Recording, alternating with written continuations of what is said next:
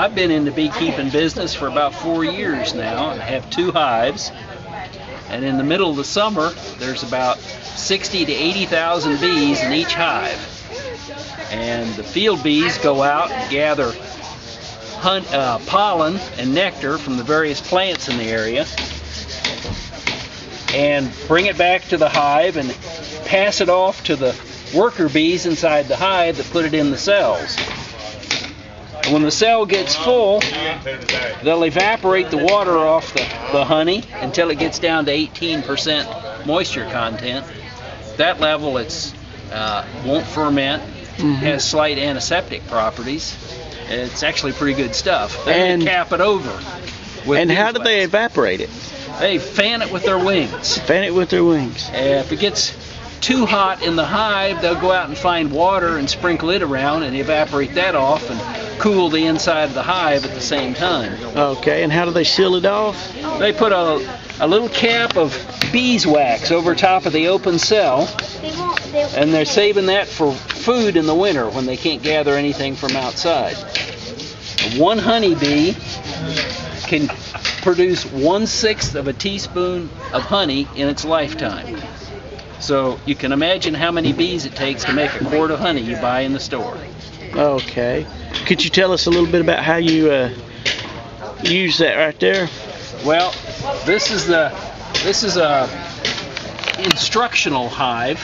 It has photographs on the frames to show you what it would be like inside a real hive. Whenever the beekeeper steals the honey, he pulls the frame of honey out, removes the bees. I use a brush. Some people blow them off with a blower. Take it back to their shop, scrape the caps off of the cells, and centrifuge the frame to sling the honey out. A super, which is what this box is called, will produce about 5 gallons of honey on a good year. So far, the spring's been a real good year. I got about 12 gallons of honey from my 2 hives. Okay. Is there anywhere people can go to find out about getting into making honey for themselves? Sure, we have the paper right here. Macon County beekeepers meet every first Thursday of every month. Show up at a meeting, you find out how to do it. That's how I got started. Okay, thank you very much. Bought the house that we lived in on Old Dale from his sister, her husband, who had built a 2-room house, I believe, back.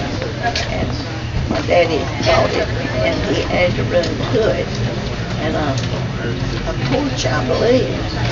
And in my early days, he painted the porch and the view porch. And so how hot does the coals get? Woo! Hot? Yeah, what do they got to get, about 1,200? Yeah, something like that. Yeah, 1,200 degrees Fahrenheit, I think it is, something like that, to get the steel soft enough, or the iron soft enough to, and then when it turns red, then you're able to work with it a little bit. Okay. So I'm just doing some scroll work on it. And then whenever it quits working, you put it back in the fire. And then you put it back in. And now you see on TV where they put it in water. If you put it in water, that is the end. That tempers it? Yeah, that tempers it, and you can't, it would break then. So you can't go and redo it, refire it after you do the water thing. So we're just novices, just kind of learning. Having fun. That's right, having fun. And if we're not doing that, we ain't playing. Yeah. That's good. So do you cut on like a fan here? Yes. Okay, yeah. Right around here. A wood stove fan. Ah. And my brother made the brace Okay. and welded it on. Okay, you can start anytime you want. Well, hello there, sir. My name is Corporal Richford of the Pennsylvania 2nd Regiment of the Continental Line. And I'm here today to launch a new enterprise that we call Macon Tracks. It's a equine-based therapy for people with disabilities. And I'm going to give me friend one here. Thank you. And I'm wearing the outfit of a colonial member of the Continental Line. I'm a corporal by virtue of the epaulet. I have a wool coat on, that's blue with red trim. Red means I'm from the Mid-Atlantic states. If I were from this area, the South, my colors would be butternut, the same color they eventually used for the Confederate Army. I carry a British brown vest musket, which was given to me during the French and Indian War, and I never returned it. It's 72 caliber, small bore or smooth bore, and it fires a ball that leaves the musket just like a knuckleball. So at 80 yards, I could miss what I was shooting at by 8 feet. So we would fire in long, straight lines, and then after 3 volleys, we would fix our bayonets.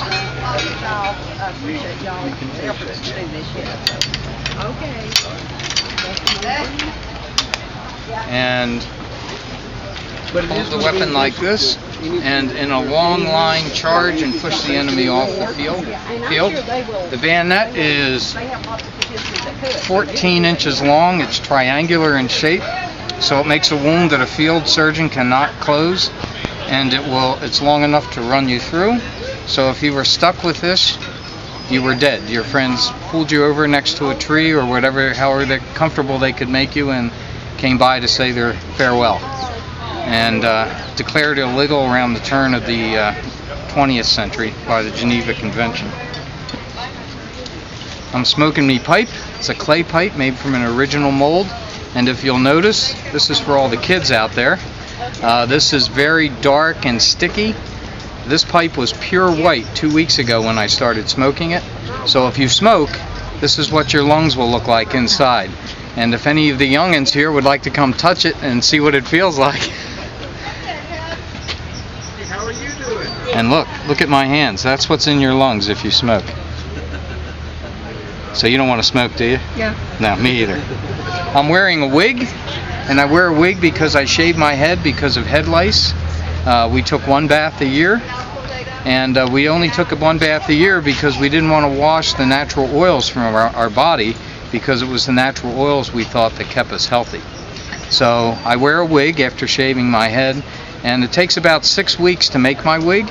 So I go to the wig maker, and he cuts out a piece of wood to shape the same shape as my head, and he makes my wig while it's on my blockhead. And that's where the saying blockhead comes from. My musket is a flintlock, so in order to load it, I advance the prism, I take a charge.